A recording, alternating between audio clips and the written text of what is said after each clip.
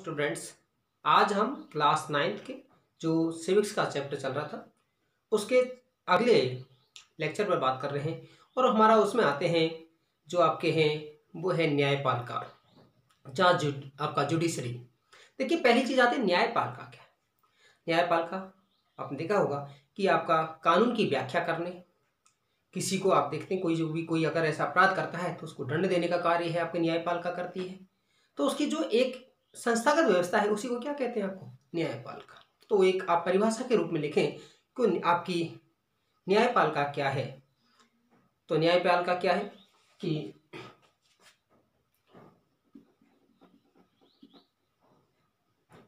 कानून की व्याख्या करने,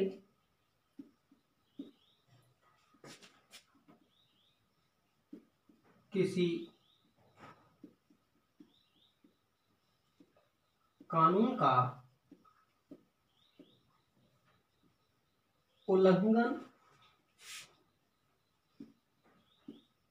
करने पर दंडित करने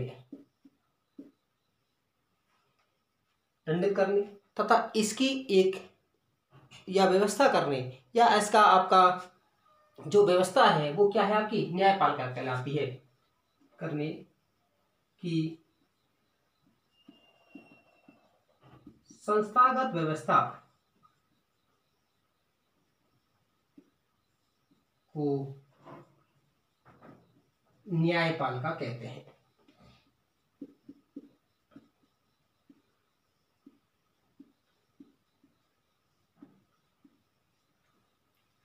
भारत में है एकीकृत न्यायपालिका है वो पाई जाती है, अर्थात हमारे यहाँ इंटीग्रेटेड न्यायपालिका सिस्टम है।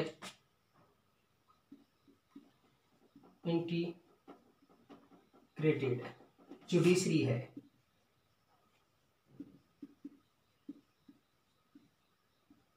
सिस्टम है जैसे सबसे ऊपर है हमारे यहाँ पर सुप्रीम कोर्ट है, उच्चतम न्यायालय है।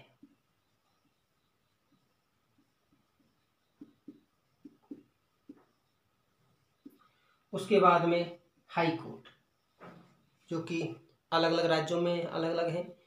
वैसे हमारे यहाँ पर क्योंकि सभी राज्यों में नहीं है, कुछ के पास है, कई राज्यों का आपका कार्यभार है। तो यहाँ पर 24 आपके हाई कोर्ट हैं, अर्थात उच्च न्यायालय।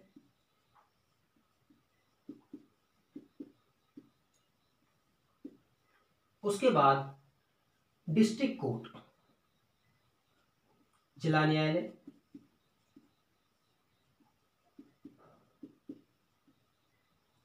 और उसके बाद हैं लोकल कोर्ट, स्थानीय न्यायालय।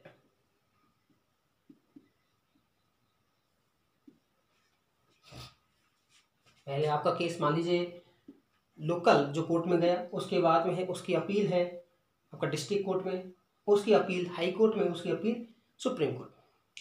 सुप्रीम कोर्ट का जो निर्णय है वो आपका अंतिम होता है। उस निर्णय को है सभी को, या उसके फैसले को है सभी को मानना होता है। इस कारण से इसे क्या कहा जाता है, एकीकृत प्रणाली है वो आपका कहा जाता है।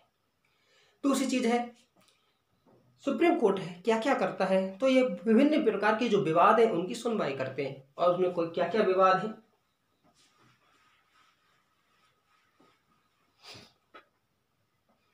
सुप्रीम कोर्ट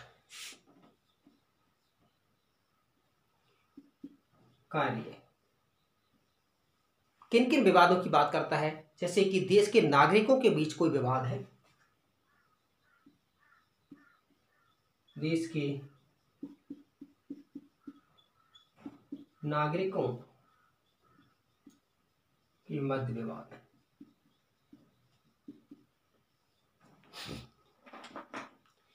आपका नागरिक अर्थात सिटीजन और आपका सरकार के मध्य, सरकार व नागरिकों के मध्य विवाद।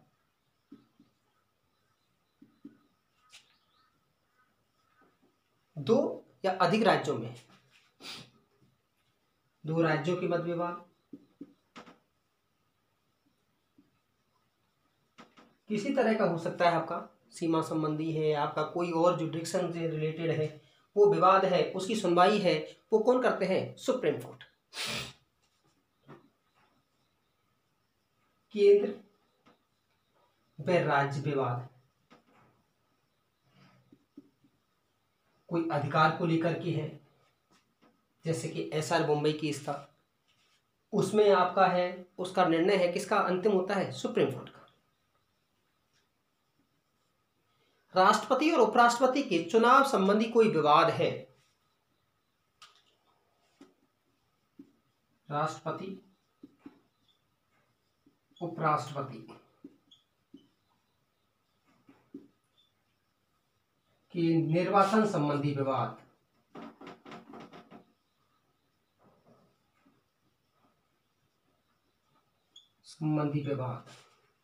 उसका भी निपटारा है वो कौन करता है? सुप्रीम कोर्ट करता है। फिर दूसरी चीज है ये फौजदारी और दीवानी मामले, अर्थात सिविल और क्रिमिनल मामलों के लिए है अपील की एक सर्वोच्च संस्था है। फौजदारी व दीवानी मामलों की अपील की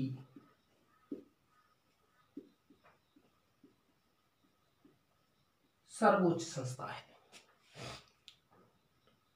अब दूसरी चीज आती है कि हमारे पास में जो न्यायपालिका है हमारी विधायिका से, कार्यपालिका से अलग होकर के कार्य करती है, क्योंकि पावर ऑफ सेपरेशन आर्टिकल 50 में दिया हुआ है। अर्थात आपको न्यायपालिका है विधायिका के अंदर रह के कार्य नहीं करती है, विधायिका के मनमर्जी के अनुसार कार्य नहीं करती है। वो हमारे यहाँ पर एक स्वतंत्र न्यायपालिका है। बहुत कम देशों में है, जैसे अमेरिका में है स्वतंत्र न्यायपालिका। भारत में भी बहुत अधिक शक्तिशाली है आपकी न्यायपालिका, तथा मैंने पहले भी कहा सरकार के मन मुताबिक है वो आपके कार्य नहीं करती है। दूसरी चीज आती है कि इसकी नियुक्ति, देखिए ये एक संवैधानिक संस्था है और इनकी नियुक्ति का प्रावधान है। जैसे सुप्रीम कोर्ट आर्टिकल आपका 124, हाई कोर्ट 214 214 में है, उनका प्रावधान है। अब दूसरी चीज है नियुक्ति की प्रक्रिया। देखिए नियुक्ति की प्रक्रिया की हम बात करते हैं।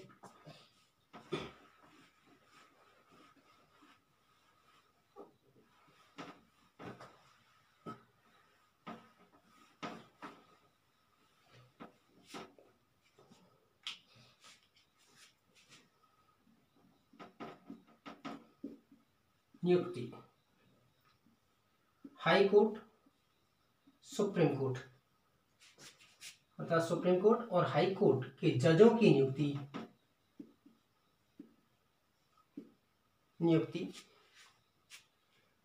राष्ट्रपति करते हैं।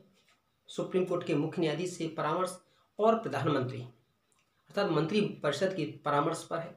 लेकिन आपका इनका एक अलग सिस्टम है, अर्थात इनके नियुक्ति की प्रक्रिया के कॉलेजियम का प्रावधान है।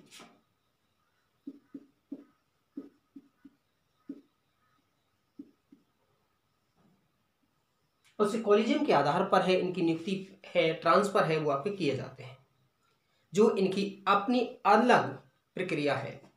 इसमें chief justice of India plus 4 senior most जजेज हैं वो शामिल होते हैं। उनकी सिफारिश पर है आपके सुप्रीम कोर्ट में न्यायाधीशों की नियुक्ति की जाती है। हाई कोर्ट के न्यायाधीशों की यदि नियुक्ति और ट्रांसफर का मैटर है तो उस न्यायालय के जिस हाई कोर्ट में उसकी नियुक्ति ट्रांसफर करना है वहाँ के हाई कोर्ट के जो मुख्य न्यायाधीश है उससे भी है उसमें परामर्श किया जाता है।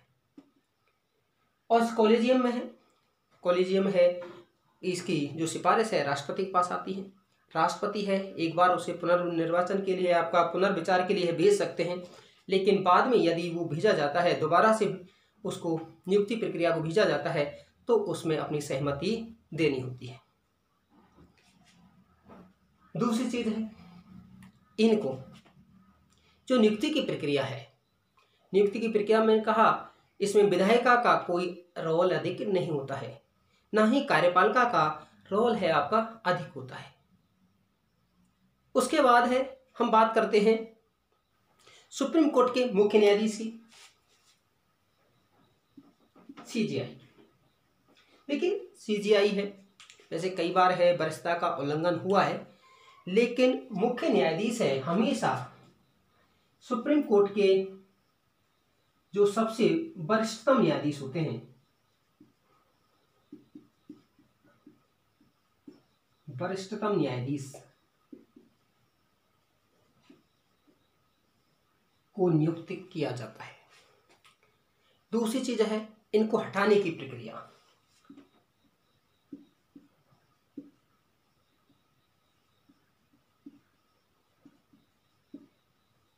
हटाने की प्रक्रिया है बहुत ही जटिल है। मैंने पहले राष्ट्रपति की प्रक्रिया में बताया, अर्थात वही प्रक्रिया है जो राष्ट्रपति को हटाने का, अर्थात जो महाभियोग से राष्ट्रपति को हटाया जाता है वही उसी प्रक्रिया से है सुप्रीम कोर्ट और हाई कोर्ट के न्यायाधीशों को हटाया जाता है।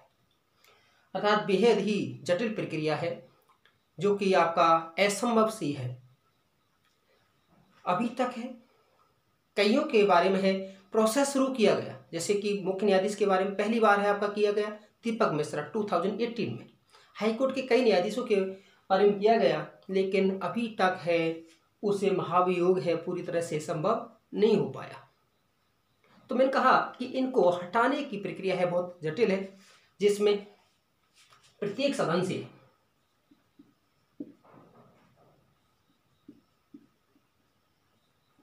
दो तिहाई बहुमत से प्रस्ताव पारित करना होता है। 14 दिन पूर्व है आपका जिसके खिलाफ है आपका महाभियोग चलाया जा रहा है उनको सूचना देनी होती है। वो अपना पक्ष खुद रख सकते हैं या किसी के माध्यम से रख सकते हैं। उसके बाद है दूसरा सदन है उसकी जांच करता है। उसके बाद यदि वो पारित होता है तो राष्ट्रपति के साइन के बाद है वो उसका पद है वो रिक्त माना जाता है, अर्थात महाभियोग की प्रक्रिया है पूरी मानी जाती है। दूसरी चीज है भारत की जो न्यायपालिका है दुनिया की सबसे अधिक शक्तिशाली न्यायपालिकाओं में से एक है, अर्थात सबसे अधिक शक्तिशाली है आपकी अमेरिका की न्यायपालिका मानी जाती है। उसके बाद है भारत की न्यायपालिका है। अब भारत की न्यायपालिका करती क्या है? देखिए, न्यायपालिका है संविधान की, अर्थात संविधान की सुरक्षा का कार्य करती है। दूसरी चीज है प्रशासकीय जो निर्णय है उनकी पुनरावलोकन का कार्य करती है। कार्यपालिका को कानूनी सहायता देती है, आपका उनको सलाह देती है। कई मामलों में सलाह जो आपकी मांगी जाती है उसको में आपका 143 के तहत है वो आपको सलाह दी जाती है। आपका जो सुप्रीम आपका है जो जितने भी कोर्ट हैं अपने न्यायालय के आंतरिक प्रशासन की व्यवस्था है वो स्वयं करते हैं। उनकी नियुक्ति है, भर्ती प्रक्रिया है, सेवा शर्तों का निर्धारण है, ये खुद करते हैं। विभिन्न प्रकार की रेट जारी करते हैं और जो पूर्व में दिए गए जो निर्णय हैं उस निर्णयों की ही आपका पूर्व अवलोकन अर्थात आपका रिव्यू करते हैं, आपका न्यायिक समीक्षा करते हैं। अर्थात न्यायपालिका है हमारा कई रूप में कार्य करती है। संविधान के रक्षक के रूप में कार्य करती है, मौलिक अधिकारों के संरक्षक के रूप में काम करती है, शांति व्यवस्था को बनाए रखने के रूप में काम करती है और सामाजिक आर्थिक परिवर्तन के रूप में है आपका कार्य करती है। दूसरी चीज है कि हमारा जो न्यायपालिका है हमारी मौलिक अधिकारों का रक्षक भी होता है।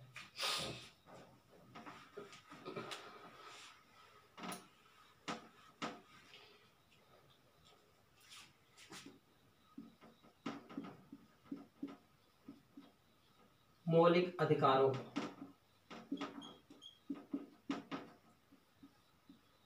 की रक्षा सुप्रीम कोर्ट में यदि किसी के मौलिक अधिकारों का हनन किया जाता है तो सुप्रीम कोर्ट में या सुप्रीम कोर्ट है मौलिक अधिकारों का रक्षक है आर्टिकल 32 और हाई कोर्ट में अपील की जा सकती है आर्टिकल 226 के तहत, अर्थात मौलिक अधिकारों का रक्षक है। कई मामलों में देखे हुए संविधान की व्याख्या करने का जो कार्य है वो कौन करता है? संविधान की व्याख्या।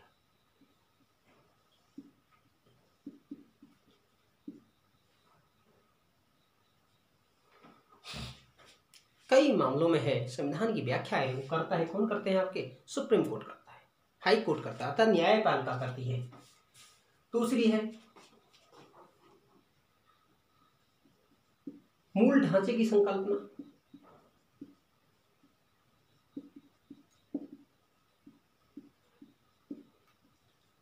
संकल्पना है अर्थात हमारी व्यवस्था पे का है, कार्यपालिका है, वो संविधान के मूल ढांचे में कोई परिवर्तन नहीं कर सकती है। जो इन्होंने अपना जो निर्णय है केशवानंद भारती मामले में है वो आपको दिया था। तो ये सारे कार्य आपका करती है। और क्या करती है,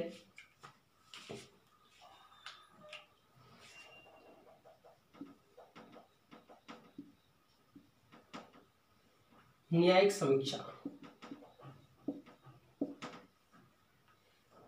जुडिशरी रिव्यू कर सकती है। अब जुडिशरी रिव्यू है वो किस तरह से करती है, यदि विधायिका या कार्यपालिका के द्वारा बनाया गया कोई कानून है वो आपका संविधान के प्रावधानों के अधीन नहीं है या उसके असंगत है, तो उसकी व्याख्या कर सकती है तथा उसे असंवैधानिक घोषित कर सकती है। संवैधानिक घोषित कर सकती है, जो कि आर्टिकल 13 के तहत है आपका करती है। उसके बाद है जनहित याचिका, PLI।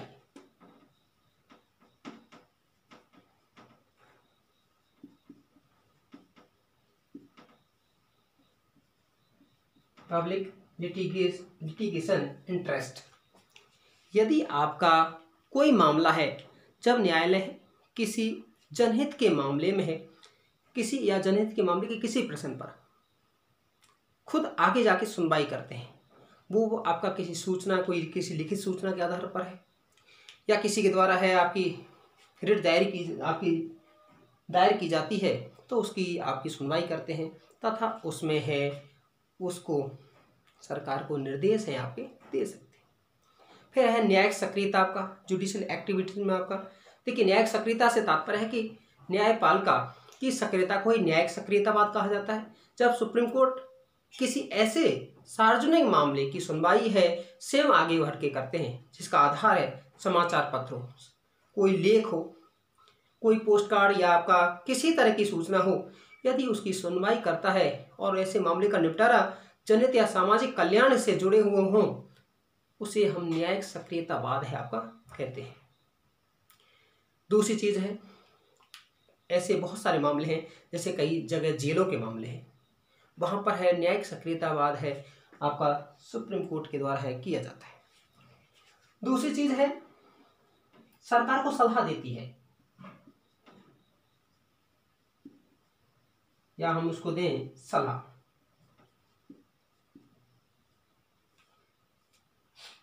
सरकार है राष्ट्रपति के द्वारा है आपका सुप्रीम कोर्ट से सलाह मांगते हैं, तो उस सलाह में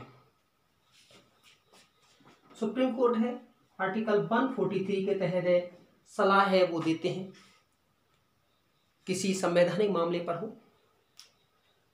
यदि कोई आपका गंभीर मामला होता है तो उसमें संवैधानिक पीठ का गठन है वो सुप्रीम कोर्ट करता है। संवैधानिक पीठ, कॉन्स्टिट्यूशनल बेंच, उस बेंच में कम से कम 5 न्यायाधीश होते हैं और जिसकी अध्यक्षता है सामान्य रूप से, अन्य भी कर सकते हैं लेकिन chief justice of India CJI करते हैं। सुप्रीम कोर्ट है SLP। एक और चीज है अपने निर्णयों की समीक्षा है कर सकता है आर्टिकल 137 के तहत, अर्थात जो पूर्व दिए गए निर्णय हैं जो उनको ये लगता है कि आप समय के अनुसार ठीक नहीं है, उस निर्णयों की भी समीक्षा है आपकी कर सकते हैं। अर्थात आपकी न्यायपालिका बहुत सारे ऐसे निर्णय दिए हैं जो कि सामाजिक हित में है, हमारे जो वंचित वर्ग है उनके हित में है, चाहे सरकार को है उनसे धक्का है वो लग सकता है, लेकिन ऐसे सारे निर्णय हैं उससे पता लगता है कि भारत की न्यायपालिका कितनी मजबूत है और कितनी अधिक स्वतंत्र है। अब कुछ आपके टर्म हैं, जैसे कि गठबंधन सरकार क्या है, मैंने पहले भी बताया था कि वह सरकार जिसमें एक दल को बहुमत ना मिलता हो तथा अन्य दलों से मिलकर के सरकार चलाई जाती है उसे गठबंधन सरकार कहा जाता है। एक होता है कार्यपालिका। देखिए, व्यक्तियों का ऐसा समूह जो देश के संविधान के अनुसार कार्य करती हो वो क्या कहलाती है? आपकी कार्यपालिका। न्यायपालिका का हमने बताया। उसके बाद है राष्ट्र क्या है या आपका राज्य, एक ऐसा भौगोलिक क्षेत्र जो इसकी एक निश्चित भौगोलिक सीमा हो तथा जो आंतरिक मामले में और बाह्य मामले में है संप्रभु हो, उसे हम एक राज्य कहते हैं। देखिए, संविधान में है राज्य शब्द है वो देश के लिए होता है, लेकिन अन्य भी होते हैं जैसे कि प्रांतों के रूप में, जैसे कि उत्तराखंड राज्य, आपका हरियाणा राज्य, राजस्थान राज्य। तो इस तरह का आपका ये था हमारा चैप्टर 4। आपको कैसा लगा? आप ज़्यादा से ज़्यादा लाइक शेयर सब्सक्राइब कीजिएगा। धन्यवाद।